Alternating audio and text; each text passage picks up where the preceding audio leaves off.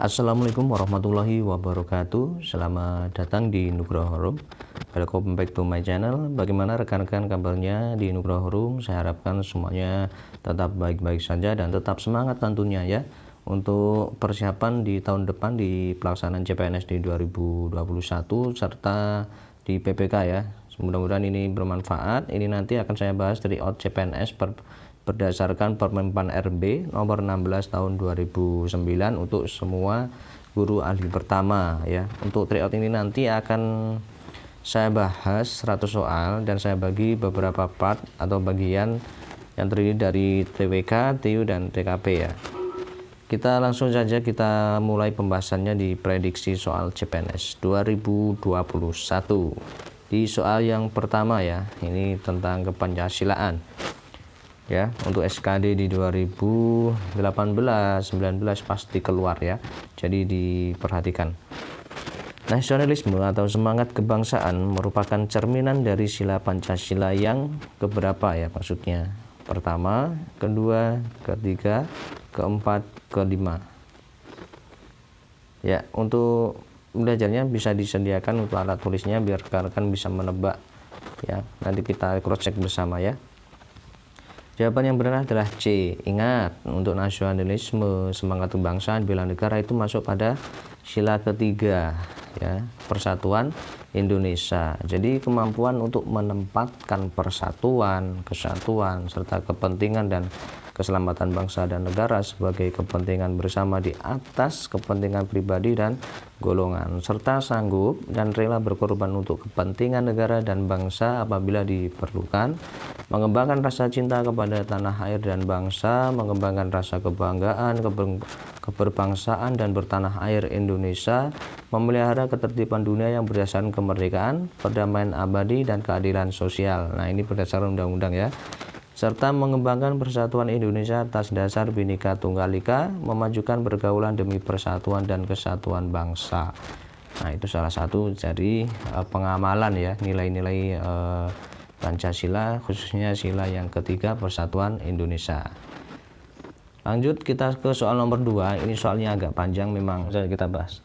Sumpah Pemuda merupakan bentuk kesepakatan masyarakat Indonesia untuk mengikat diri dalam satu ikatan kebangsaan. Generasi muda mempunyai kewajiban moral untuk menjaga konsensus tersebut. Apabila generasi muda berkomitmen menjaga kesepakatan akan memberikan dampak positif bagi keberlangsungan bangsa dan negara. Dampak positif yang akan ditimbulkan yaitu semakin kuatnya ikatan nasionalisme bangsa Indonesia. Akan tetapi apabila bangsa Indonesia tidak peduli lagi terhadap hasil konsensus tersebut, akan berakibat buruk bagi kehidupan bangsa dan negara. Berdasarkan informasi tersebut, dampak negatif yang bisa timbul akibat kita tidak mengimplementasikan nilai-nilai Sumpah Pemuda yaitu ya, A. Hilangnya kewajiban moral generasi penerus, B. Melemahnya rasa persatuan dan kesatuan bangsa, C. Melemahnya ikatan nasionalisme antar warga, D. Melemahnya rasa hormat pada orang yang lebih tua, E. Lunturnya ikatan persaudaraan. Coba rekan-rekan analisis dulu. Ya, jawabannya adalah B, yaitu melemahnya rasa persatuan dan kesatuan. Ingat di situ melemahnya ya untuk konsensus dari nilai-nilai Sumpah Pemuda ya. Jadi Sumpah Pemuda itu merupakan ikrar, artinya sumpah janji masyarakat Indonesia untuk menyatukan visi dan misi membangun bangsa Indonesia. Semangat Sumpah Pemuda harus terus tertanam dan terutama dalam diri generasi penerus bangsa. Apabila penerus bangsa Indonesia mengabaikan Sumpah Pemuda akan mengakibatkan lemahnya rasa persatuan, kesatuan bangsa. Nah, apabila hal ini terjadi ya kondisi bangsa Indonesia dan negara akan terancam ya, terutama untuk tunas mudanya, generasi mudanya. Seperti itu. Lanjut kita bahas ke soal yang berikutnya. Ini tentang pasal ya. Pasal itu pasti keluar dan wajib. Jadi rekan-rekan pahami ini ya. Jadi pasal 32 Undang-Undang Dasar 1945 itu mengandung semangat nasionalisme di bidang titik-titik. A. Budaya, B. Sosial, C. Ekonomi, D. Politik, E. Hak asasi manusia. Ini untuk FR soal yang kemarin ya di SKD. Ini juga keluar. Jawaban yang tepat adalah A ya. Jadi kalau pasal 32 UUD 1945 itu tentang budaya, yaitu di ayat 1. Jadi negara memajukan kebudayaan nasional Indonesia di tengah peradaban dunia dengan menjamin kebebasan masyarakat dalam memelihara dan mengembangkan nilai-nilai kebudayanya. Untuk yang ayat 2-nya, negara menghormati dan memelihara bahasa daerah sebagai kekayaan budaya nasional. Jadi misalkan andai kata soalnya dirubah, misalkan pasal 32 ayat 2, nah itu tentang bahasa daerah ya, dan masih banyak lagi ya. Kita fokus ke sini saja ke soal. Baik, langsung ke soal nomor 4. Nasionalisme itu dapat diklarifikasikan ke dalam jenis-jenis berikut, kecuali ya nasionalisme humaniter, nasionalisme Yakobin, nasionalisme tradisional, nasionalisme integral, dan yang E, nasionalisme doktriner. Ingat, kecuali. Ya, jawabannya adalah E ya. Jadi tidak ada dalam nasionalisme itu dibedakan menjadi 4 jenis ya. Jadi humaniter, nasionalisme Yakobin, nasionalisme tradisional, dan liberal, serta nasionalisme integral. Jadi untuk pengklarifikasian doktriner itu tidak masuk ya. Tidak masuk ke dalam diklasifikasikan ke dalam bentuk jenis nasionalisme. Kemudian soal yang nomor 5. Nasionalisme itu memiliki prinsip-prinsip utama yang biasa disebut pilar nasionalisme sebagai berikut, kecuali. Pilar kalau tadi ya, kalau ini pilar, kalau yang tadi klarifikasinya jenisnya. A, kognitif, B, unity, C, liberty, E, equality, E, personality. Ingat, kecuali. Kalau kalian analisis sebenarnya sudah tahu jawabannya adalah A ya. Jadi menurut Bapak Sartono Kartodirjo itu mendefinisikan nasionalisme adalah sebuah ideologi yang mencakup prinsip kebebasan ya, liberty artinya, kesatuan itu unity, kesamarataan equality, serta kepribadian yang menjadi nilai kehidupan kolektif suatu komunitas untuk merealisasikan tujuan politik, yaitu pembentukan dan pelestarian negara nasional. Ya, untuk personality kan individu bukan ya, seperti itu. Jadi masuk juga. Langsung kita bahas ke soal nomor 6. Salah satu faktor penting utama yang berperan pada masa awal pertumbuhan nasionalisme di Indonesia adalah titik-titik A, budaya, B, bahasa, C, pendidikan, D, lagu kebangsaan, E, sosial. Ingat, untuk penentu utama ya pertumbuhan nasionalisme di Indonesia dulu pada waktu penjajahan Belanda, karena belum ada. Nah, dimulai dari Sumpah Pemuda tadi ya. Jawabannya adalah B, bahasa. Kenapa? Karena bahasa itu salah satu faktor penting utama yang berperan pada masa awal pertumbuhan nasionalisme di Indonesia ya, dari komunikasi. Jadi dari komunikasi terjadilah persamaan visi misi, yang mana persamaan visi misi ini mengikat antara satu kesatuan melalui bahasa Indonesia. Akhirnya dimulai dari Sumpah Pemuda seperti itu, dan sampai pergerakan-pergerakan yang lain ya.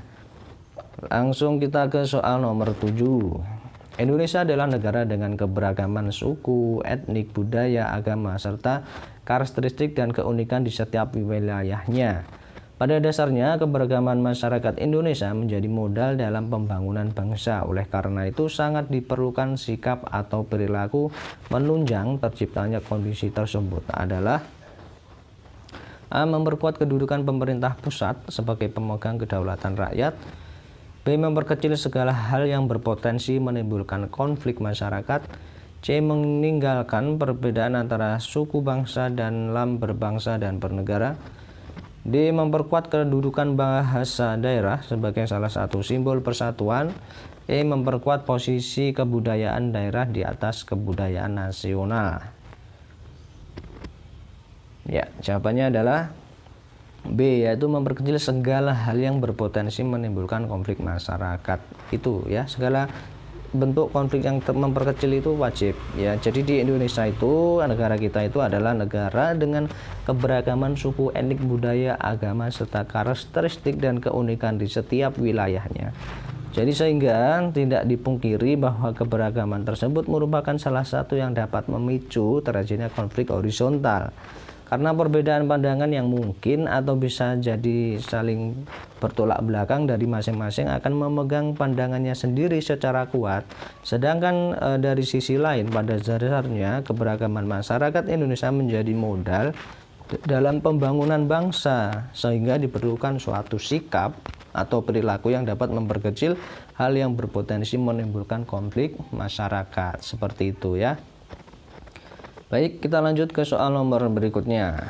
Berikut yang bukan merupakan perilaku yang dapat menangkal disintegrasi bangsa adalah ini: menjauhkan diri dari sikap diskriminasi, mengembangkan sikap etnosentrisme, menghindari diri dari sikap sukuisme, D. menjauhkan diri dari sikap fanatisme sempit, E. mengembangkan sikap toleransi beragama.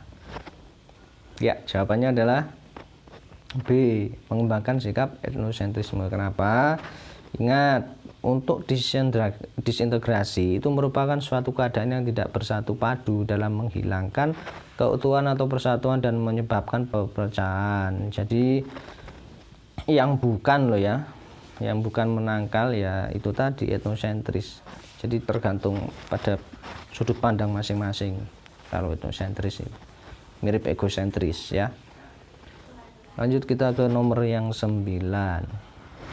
Nilai utama integritas yang harus dimiliki oleh ASN sebagai pelayanan publik adalah titik-titik: A. kedisiplinan, B. rasa tanggung jawab, C. rela berkorban, D. kepedulian, E. kejujuran. Ini sebenarnya hampir mirip soal di TKP ya, tapi kadangkala masuk di TWK. Jawabannya adalah E ya, jelas. Kalau nilai kejujuran itu yang nilai yang paling tinggi integritasnya. Jadi misalkan nanti rekan-rekan mengerjakan soal pada waktu tes dan muncul pernyataan seperti ini, pilih yang kejujuran, itu nilainya yang paling tinggi. Karena kejujuran saat ini itu sangat tinggi sekali. Karena kalau tidak jujur ya sepandai apapun ya seperti itulah ya, korupsi dan lain sebagainya. Lanjut kita ke soal nomor 10. Salah satu alasan ketidakpercayaan masyarakat terhadap pemerintahan Orde Baru ya, Orba, adalah A. Pancasila diterapkan sebagai satu-satunya asas, B. banyak terjadi praktek korupsi, kolusi, dan nepotisme, C. Indonesia dilanda krisis moneter dan moral, D. Indonesia sering menerima kritikan dari luar negeri, E. Indonesia tidak mampu bersaing di pentas dunia. Ya, salah satu alasan ketidakpercayaan masyarakat terhadap Orba yaitu B ya, banyak terjadinya praktek korupsi, kolusi, dan nepotisme. Ya, walaupun memang tidak dipungkiri lagi, mungkin sampai saat ini masih ada ya. Untuk penjelasannya, jadi disebabkannya untuk ketidakpercayaan masyarakat terhadap pemerintah Orde Baru itu ya banyaknya terjadi praktek korupsi, kolusi, dan nepotisme, sampai akhirnya di tahun 98 ya terjadilah reformasi ya. Mungkin rekan-rekan sudah banyak tahu terkait itu. Langsung kita ke soal nomor 11. Untuk menghadapi kuatnya pengaruh globalisasi ekonomi yang selalu dipropaganda oleh beberapa negara di dunia, maka alternatif yang bisa ditempuh oleh bangsa Indonesia adalah A. mengutamakan produk pertanian, B. bergantung pada badan-badan PBB, C. sistem ekonomi yang berprinsip pasar bebas, D. pembangunan industri berdasarkan bahan baku, E. perekonomian yang berorientasi kepada kesejahteraan. Mana kira-kira yang langkah alternatif untuk Indonesia ini masih berlaku pada zaman sekarang ya, pengaruh globalisasi ekonomi ini? Ya, jawaban yang tepat adalah E ya, perekonomian yang berorientasi kepada kesejahteraan pastinya. Jadi perekonomian yang berorientasi kepada kesejahteraan itu merupakan langkah yang dapat ditempuh untuk menghadapi kuatnya pengaruh globalisasi ekonomi. Jadi segala bentuk kebijakan perekonomian itu harus berorientasi kepada kesejahteraan rakyat, seperti itu. Lanjut kita ke soal nomor 12. Pada hakikatnya, bangsa Indonesia menolak keberadaan PKI teroris. Berita hoax yang berkaitan dengan SARA karena berdampak titik-titik. A. Integrasi nasional. B. Disintegrasi bangsa. C. Ancaman bangsa. D. Hambatan bangsa. E. Tantangan bangsa. Mana kira-kira? Ya, isu-isu PKI, teroris, penyebar hoax, berita hoax, dan lain sebagainya itu yang berkaitan dengan SARA, ya, suku, ras dan agama, itu masuk pada apa kira-kira? Iya, itu disintegrasi bangsa, ya. Jadi disintegrasi itu merupakan salah satu fenomena sosial yang paling ditakuti, ya, dalam kehidupan masyarakat. Fenomena terhadap disintegrasi ini sendiri akan menimbulkan gejala terhadap pecahnya persatuan dan kesatuan dalam kehidupan. Seperti itu, ya. Hoax, fitnah, lain sebagainya. Lanjut, setidaknya kita sudah paham terkait ini. Untuk pengertian disintegrasi itu sendiri yaitu tadi, ya, perpecahan hidup dalam masyarakat itu yang disebabkan adanya pengaruh dari negara lain, bisa saja, ya. Disintegrasi bangsa ini bisa disebabkan pula pengaruh negaranya sendiri, ya, sesama rekan, sesama putra bangsa, seperti kekurangan keterimaan, artinya tidak menerima, ya, terhadap perbedaan sehingga tidak munculnya sikap toleransi, ya, seperti itu. Di soal nomor 13, ini soalnya panjang. Jadi paham radikalisme. Nah, radikalisme itu juga keluar untuk baik di PPK, ya, di kompetensi teknis, bukan teknis, kompetensi untuk pengetahuan seperti ini, ya. Paham radikalisme ini dinilai menjadi ancaman serius bagi keberlangsungan kehidupan berbangsa dan bernegara. Deputi 5 Kepala Staf Kepresidenan atau KSP Jaleswari Pramodyawardhani mengakui persoalan radikalisme di Indonesia sudah mulai meningkat sejak 10 tahun terakhir. 10 tahun terakhir ini mengkonfirmasi radikalisme tidak hanya muncul di institusi pemerintahan, namun juga di institusi masyarakat, termasuk di bidang pendidikan. Semua membuktikan ancaman radikalisme ini nyata. Gerakan radikal kelompok tertentu mengatasnamakan agama atau ideologi tertentu adalah bentuk pelanggaran sila titik-titik. A. Ketuhanan Yang Maha Esa. B. Kemanusiaan yang adil dan beradab. C. Persatuan Indonesia. D. Kerakyatan yang dipimpin oleh hikmat kebijaksanaan dalam permusyawaratan perwakilan. E. Keadilan sosial bagi seluruh rakyat Indonesia. Coba untuk teks soalnya dianalisis dulu. Ya, jawaban yang tepat adalah A, ya, ketuhanan yang Maha Esa. Kenapa? Ingat, gerakan radikal kelompok radikal itu mengatasnamakan agama atau ideologi tertentu, itu pelanggaran sila ke-1 karena yang namanya agama, ya, tidak ada yang mengatasnamakan radikal atau dalam artian kelompok yang radikal yang mengerongrong sebuah negara itu sendiri, ya. Semua agama itu tidak menganjurkan untuk adanya gerakan-gerakan radikal, ya, seperti itu, ya. Jadi itu salah satu pelanggaran yang paling utama, itu ketuhanan yang Maha Esa, ya, kalau mengatasnamakan agama, ya, apapun agamanya, ya. Untuk pembahasannya ini, ya, sudah saya sampaikan tadi. Jadi kelompok radikal tertentu itu yang mengatasnamakan agama atau ideologi tertentu itu adalah bentuk pelanggaran sila pertama, yaitu ketuhanan yang Maha Esa. Lanjut kita ke soal nomor 14. Kedudukan rakyat dalam pertahanan dan keamanan adalah sebagai kekuatan titik-titik. Ini Kemenhamkam, ya. A. Utama. B. Pendukung. C. Tambahan. D. Penting. E. Tak tergantikan, ya. Kedudukan rakyat dalam pertahanan dan keamanan nasional. Mana kira-kira? Ya, jawabannya adalah B. Pendukung. Ya, jadi yang TNI dan Polri itu sebagai komponen utamanya, ya, dan rakyat sebagai komponen pendukung atau cadangan. Sekelas info juga, di negara kita ini menerapkan sistem pertahanan semesta. Jadi artinya ketika komponen utamanya tidak mengatasi dalam konflik nasional dalam arti perang antar negara, ya, maka yang menjadi komponen pendukung atau cadangan ini yang semuanya bergerak. ya. Walaupun Wamil terakhir di tahun 1976 atau enggak 78 itu Wamil terakhir di Indonesia.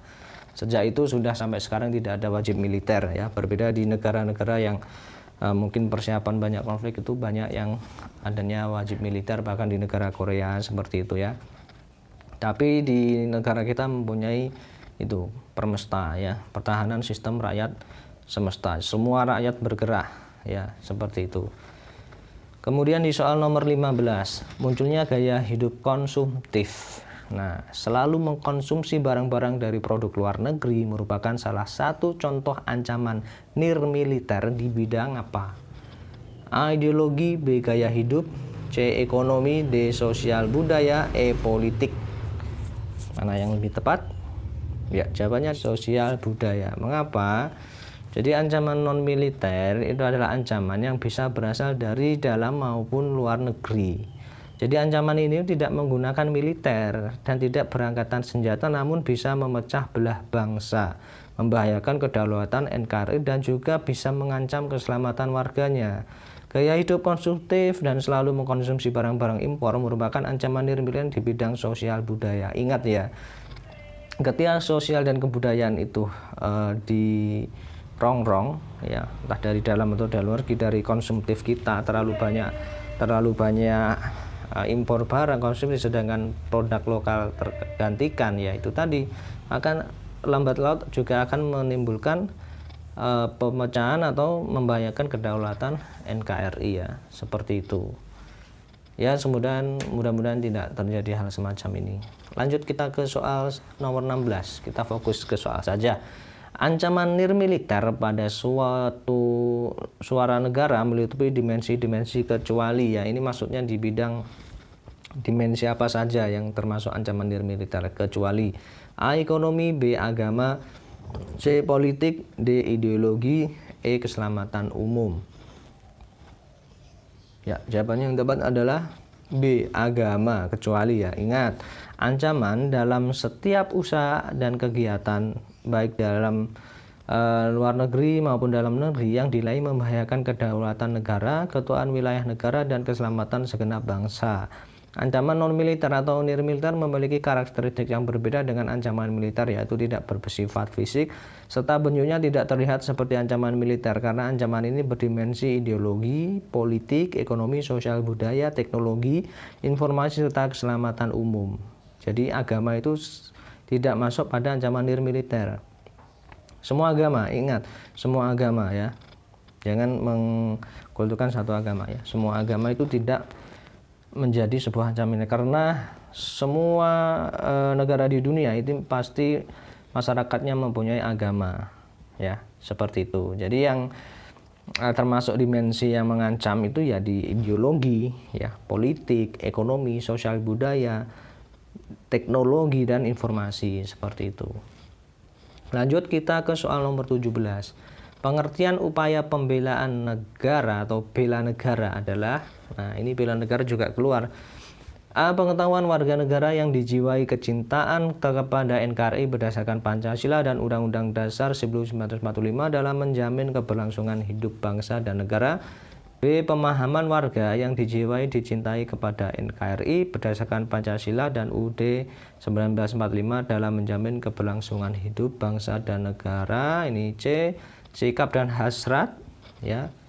Kemudian D. Sikap dan perilaku. Kita langsung ke poinnya depan saja. E. Perilaku warga yang dijiwai ya, perilaku ya. Coba kalian rekan-rekan pahami dulu.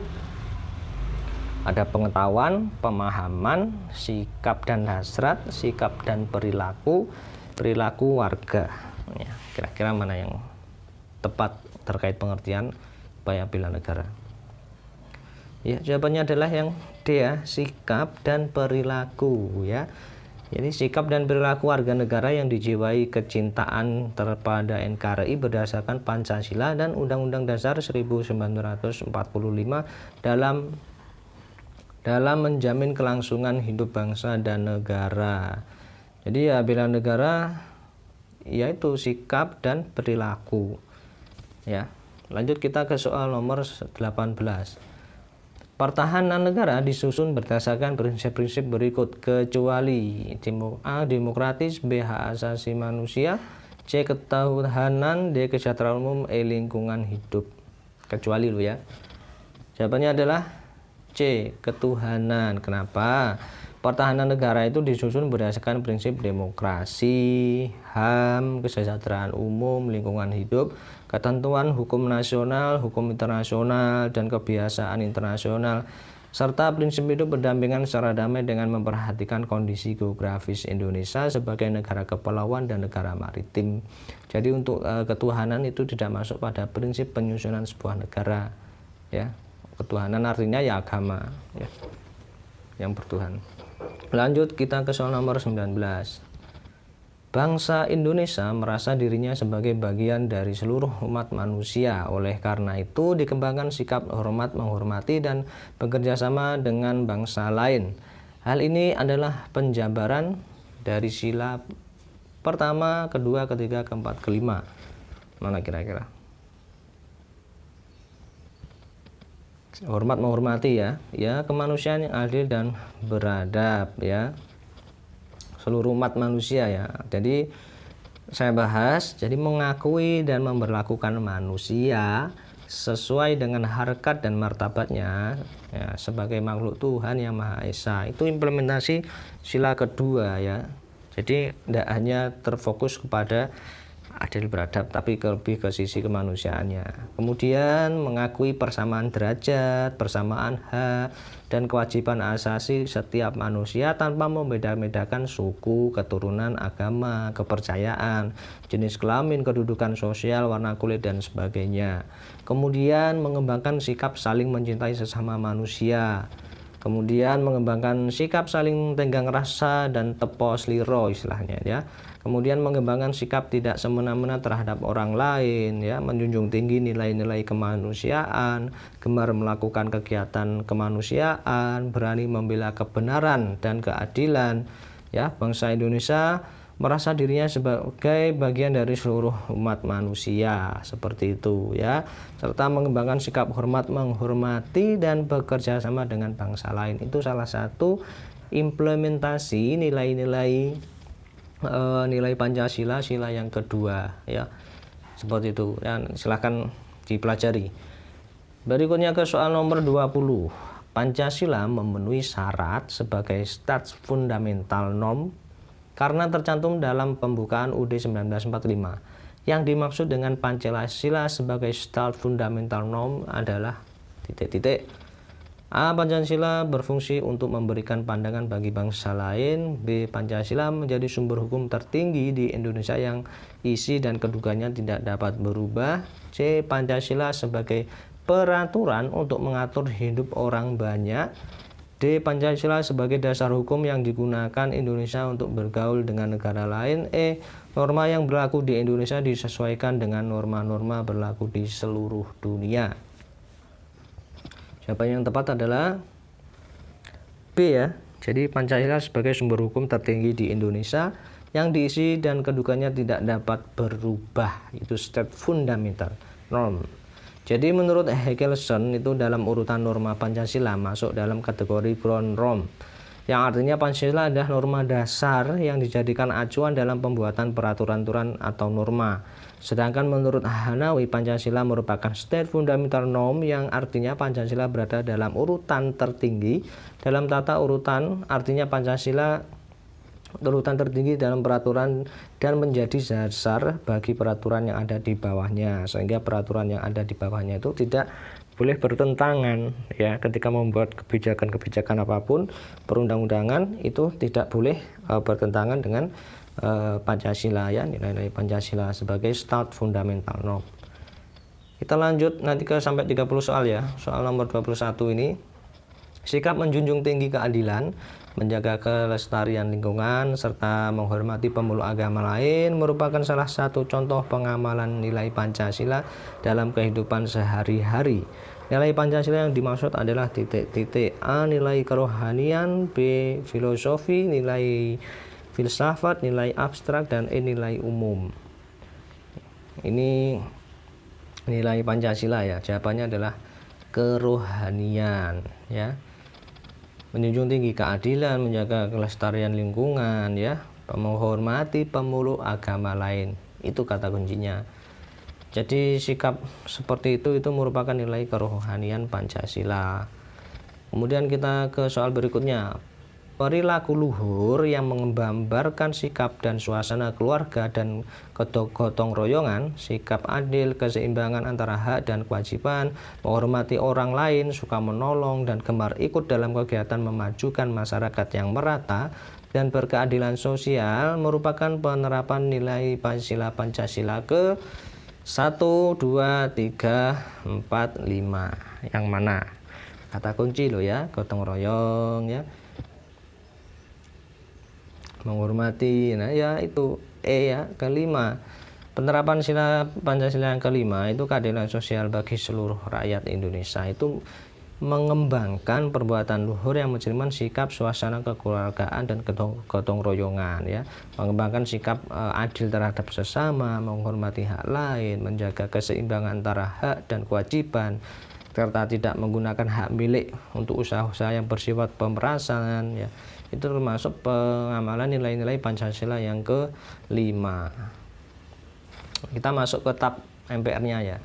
Tata urutan perundang-undangan menurut tab MPR nomor 3 MPR tahun 2000 ya adalah, nah ini urut-urutannya rekan-rekan amati. Nah, dari UUD 1945 sampai Perda. Itu kalau ujung sampai belakang. Ya, jawabannya adalah A ya. Jadi saya akan jelaskan tata urutan peraturan perundang-undangan itu merupakan pedoman dalam pembuatan aturan hukum di bawahnya. Jadi tata urutan perundang-undangan di Republik Indonesia itu yang pertama Undang-Undang Dasar 1945. Kemudian ketetapan Majelis Permusyawaratan Rakyat atau TAP MPR ya.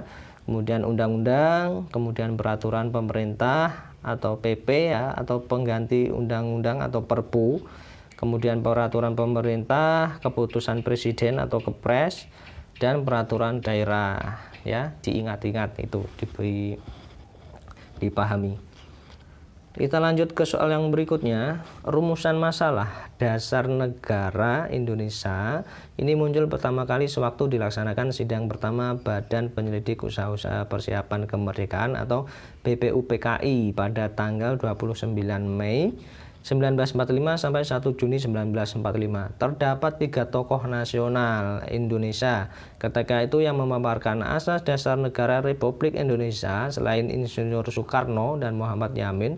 Seorang tokoh lainnya adalah A. Prof. Supomo, D. Buntaran Mutmajo, C. MRAD Cokronegoro, D. Sarifudin Pravianegara, D. Muhammad Rum. Nah, ini tokoh nasional ya. Ini juga keluar. Mana kira-kira selain Soekarno dan Muhammad Yamin? Ya, jawabannya adalah A ya. Bapak Supomo. Jadi setelah terbentuknya BPUPKI segera mengadakan persidangan ya. Masa persidangan itu dimulai tanggal 29 Mei 1945 sampai 1 Juni. Di masa persidangan, BPUPKI membahas rumusan dasar negara Indonesia merdeka. Di persidangan BPUPKI yang pertama terdapat berbagai pendapat mengenai unsur negara yang dipakai di Indonesia ya. Pendapat-pendapat rumusan negara Indonesia ini disampaikan oleh Muhammad Yamin, Supomo, dan Insinyur Soekarno ya. Seperti itu. Kemudian soal yang nomor 25. Kalimat yang menggunakan kata berantonim adalah, ini sebenarnya masuk ke soal yang lain, kita fokus saja ya. Apakah gunaan dan fungsi internet untuk dunia bisnis? B. Internet dapat mengurangi jumlah karyawan dan pekerja. C. Helikopter merupakan alat pengangkut yang praktis dan efisien. D. Pesawat terbang yang dapat naik dan turun tegak lurus belum ada. E. Tujuan dan manfaat dari membaca artikel sangat banyak. Ingat di soal tes wawasan kebangsaan itu soalnya kadang menjebak ya dan bercampur itu. Jadi salah satunya seperti ini. Ya, kata yang berantonim. Jawabannya D ya, pesawat terbang yang dapat naik turun tegak lurus belum ada ya. Antonim itu kan lawan kata. Ya, saya rasa sudah jelas ya kalimat yang mengandung kata antonim itu. Kita ke soal nomor 26. Penulisan nama dan gelar berikut yang benar adalah, nah, rekan-rekan pahami, perhatikan dulu. Oke. Titik, koma, titik duanya perhatikan. Ini di mana-mana sering keluar ya. Jawabannya adalah D ya. Profesor Dr. titik ya, Sumaryo, koma, SE ya, S titik E titik. Ingat itu ya. Berikut ini langkah-langkahnya ya, menggunakan menulis gelar yang benar sesuai EYD ya. Berikutnya itu sudah mengikuti keputusan penulisan singkatan dengan penggunaan tanda titik, tanda koma yang benar ya. Setiap gelar harus ditulis dengan menggunakan tanda titik sebagai penghubung antar kata pada singkatan gelar yang bersangkutan.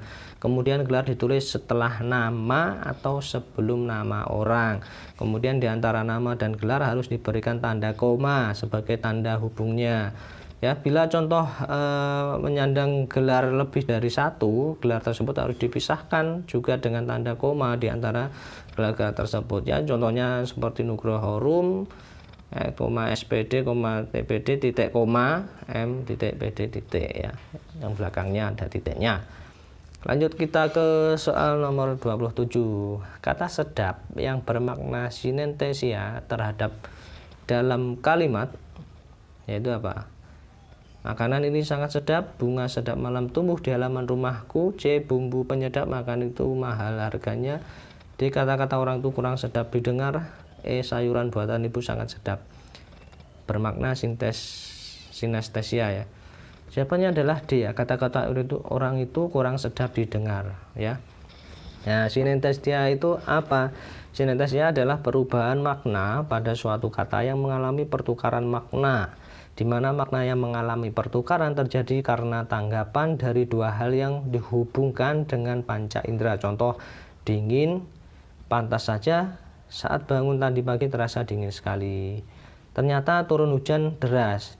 Dingin itu dalam kalimat ini bermakna yang sesungguhnya yang dirasakan oleh kulit atau tubuh. Kemudian di soal nomor 28, kalimat yang menggunakan kata baku adalah nih. Kata baku keluar juga.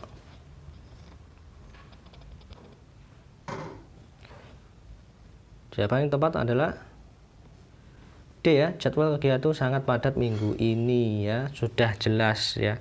A tidak mungkin ya, suka itu bukan. Yang B itu perangko itu bukan. Yang C itu di komplek, nah itu juga bukan ya. D itu harusnya besar, dosen.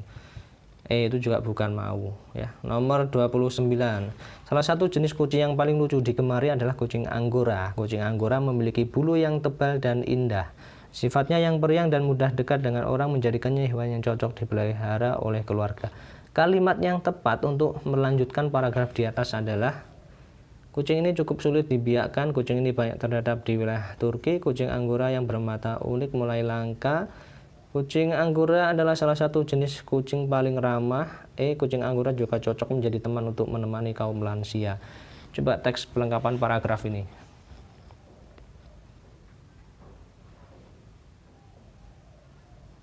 Jawaban yang tepat adalah E ya. Kucing Anggora juga cocok menjadi teman untuk menemani kaum lansia. Kita langsung ke soal nomor terakhir. Ada 5 hal yang biasa dilakukan untuk membuat cerita yang baik. Yang pertama, pilihlah judul harus sesuai dengan isi cerita. Kedua, isi cerita yang menarik. Ketiga, pilihan kata atau diksi yang sesuai. 4, alur cerita yang tidak monoton. 5, hindari pergulangan kata-kata yang sama. Paragraf di atas berisi tentang apa? A. Pengantar penulisan cerita dan novel. C. Langkah-langkah sebuah cerita yang baik. D. Tips membuat jalan cerita yang menarik. E. Tips menulis cerita yang menarik. Jawabannya adalah E ya, tips menulis cerita yang menarik ya. Jadi kalimat pertama itu merupakan kalimat utama di inti paragraf ya. Jadi Itu yang harus kita cermati ya, terkait soal-soal yang sudah kita bahas. Semoga bermanfaat dan semoga persiapan kita lebih maksimal untuk tahun 2021. Baik, saya akhiri sekian dulu, kita lanjut untuk kesempatan yang akan datang. Sampai jumpa. Wassalamualaikum warahmatullahi wabarakatuh.